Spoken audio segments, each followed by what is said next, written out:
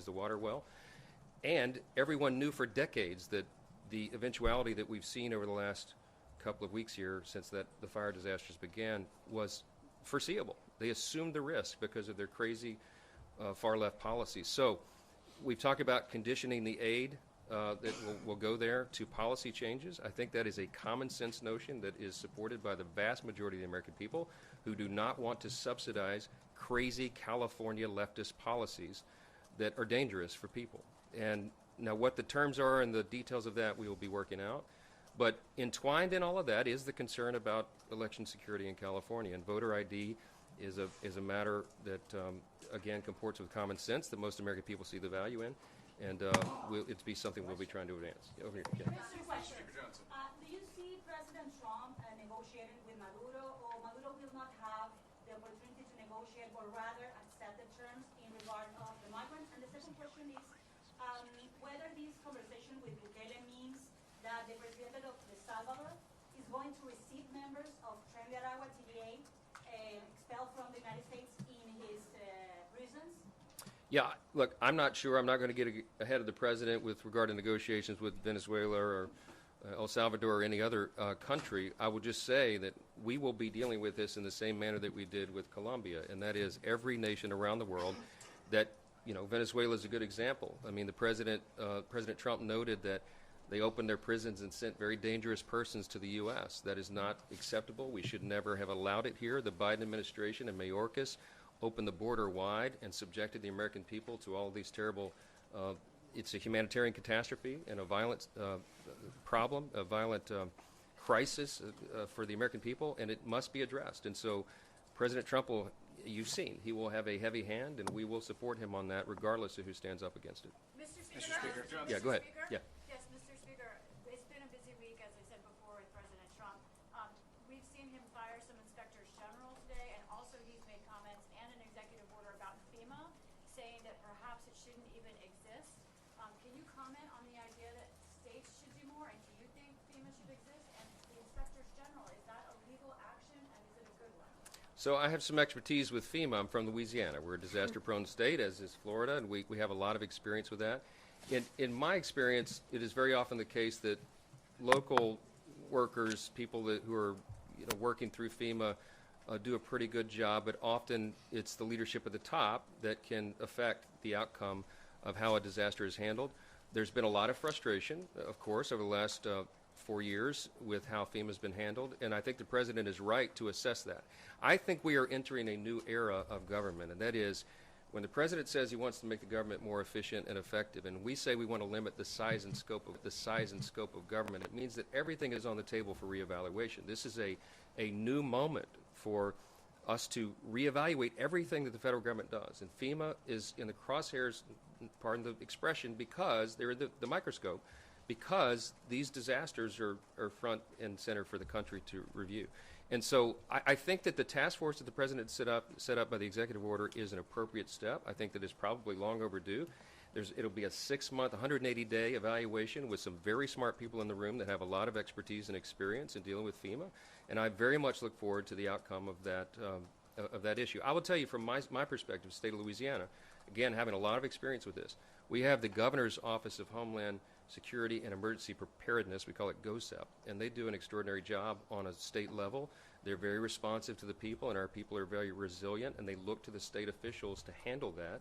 FEMA has been a partner, but they probably could be a better partner. So we're going to withhold the final judgment on what the analysis is from that group, but I think the timing for that is important, and we support the president's initiative, obviously, 100%, and we'll assist from the House Republicans in any way that we can to contribute to that effort. With regard to the inspectors general, the president will, my understanding is he will be replacing those positions with new persons, and sometimes you need a fresh look. Look, we want to eliminate fraud, waste, and abuse in every way possible. The president's committed to that, and we are as well. The inspector generals, when they are working on all cylinders and to their top level of effectiveness, they can be a huge part of that. I think the president appreciates that, but sometimes you have to begin a new page and start with a fresh start, and I think maybe some new eyes, new voices will be appropriate at this time. Scott. Mr. Speaker. Scott. Thank you very much. With these roundups and deportations that we're seeing in places like Chicago and around the country, are you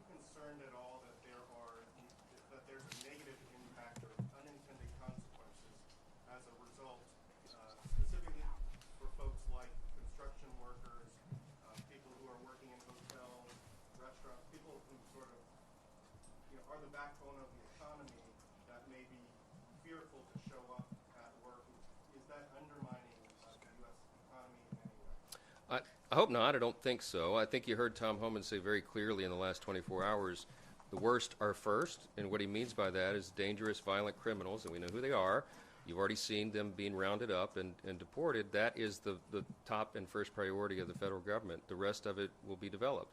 I'm glad that we have a new Secretary of Homeland Security. I think Kristi Noem will do an extraordinary job in that position, and all the people that are being lined up have a very sober mind about this. They're very clear-eyed about what is required, what the American people demand and deserve, and frankly, what they voted for in the election. They gave President Donald Trump a mandate to fix this problem. And no matter where I went around the country, border ranked in the top 1 or 2 issues everywhere, blue states, red state, everywhere in between. And so they are counting on us, they're counting on the administration and the Congress, for that matter, to back it up, to get control of this situation. And that's what's going to happen, and I think everybody can take a deep breath, let this play out. We are going to restore law and order at any cost, and I think we owe that to the people. It's a very, very simple thing. Jake. Last question, guys.